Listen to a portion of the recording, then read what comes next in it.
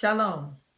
I am co-pastor Juanita Weiss, along with my husband David of Kingdom Life Messianic Congregation Malchut Chaim in Chesapeake, Virginia. We're also founders of Weiss Ministries Incorporated.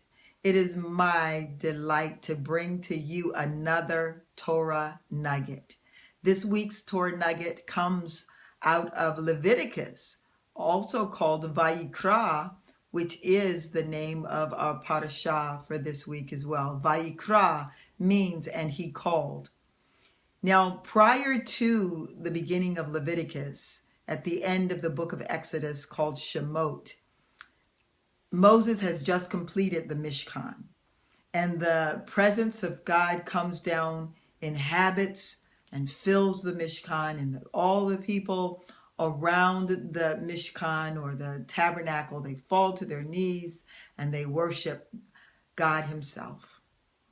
Well, in this particular parashah, Vayikra, this weekly Torah reading, which means, and he called, it means God called to Moses. And guess where he calls from? He doesn't call from the mountain top the way he did in the book of Shemot, but this time he calls from the Mishkan, from the tabernacle.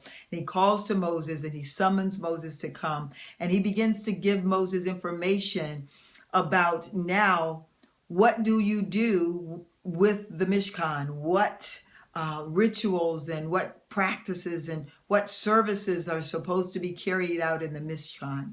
And when he tells him this, the Lord relays something to Moses that he doesn't share in depth in the other books, but in Leviticus and Vayikra, he begins to share in depth about his Kedusha, his holiness.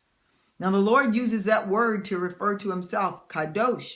He says, I am holy, so you be holy. And so he uses that word Kadosh to refer to himself. And when we translate it into English, we use the word holy. But I would share with you that there is no other word more distinctly divine than holy. Why? Because God used it himself to refer to his nature, to refer to who he is. Now, when you research that word holy in our language, it will take you back to Old English, Middle English.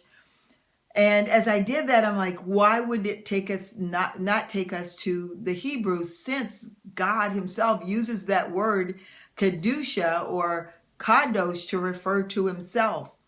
Because there is no other word more distinctly divine. This one writer said this, that Kedusha refers to the moral excellence of God. It is that attribute that makes God the absolute standard of himself.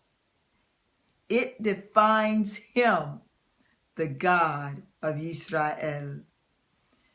So when the scribes began to, when they would copy the manuscript, when they would copy the Torah, you know the ritual that they would have to go through once they got to the name of Adonai, of Yod-Heh-Vav-Heh, or some people would say Yahweh. But once they got to this name, you know the ritual that they would go through. They would have to change their clothes and change the stylus and wash their hands. And, you know, looking at this from a natural perspective, we might say, well, it doesn't take all of that. Yeah, that's what we would say, because somehow we have lost a degree of meaning of what it means when God called himself holy. Because we use that word holy in the English tongue to describe a cow, to describe crap. We say holy moly or what have you, because we've lost the essence. But you will not find a Hebrew using that word kadosh to refer to anyone else other than God and the nation that he deemed holy. So I just want to encourage you that as you seek the Lord, because he called us a royal priesthood, a holy nation, and as you seek the Lord, I would encourage you to discover and find out from him, Lord, what essence of your Kedusha am I not seeing? Am I not getting? Because I want to esteem you as you have already esteemed yourself.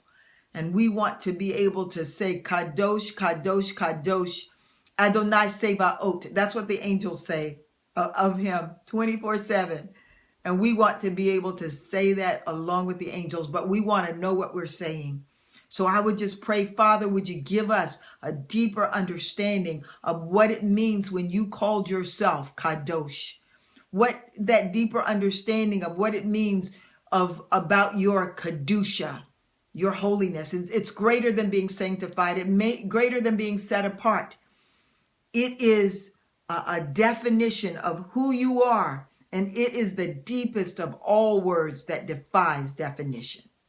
So thank you, Father, for giving us that glimpse into your Kedusha. And may we understand it more and more. God bless you. Shalom Ovarecha.